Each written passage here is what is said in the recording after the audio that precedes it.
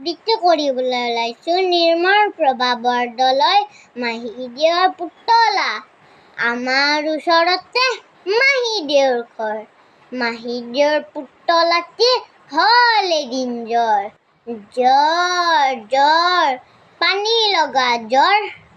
হাচ্ছিউ doctor doctor. মাহীদেউৱে ক'লে doctor আনিবলৈ দাদাই লৰ দিলে। দৌৰ দৌৰ দৌৰ। টক টক টক দুৱাৰত ডক্তৰে কৰে টক টক।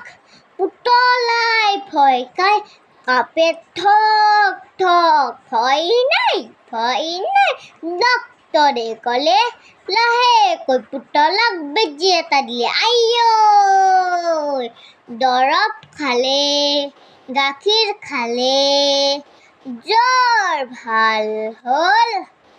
হাঁহি হাঁহি পুতলাই খেলিবলৈ গ'ল।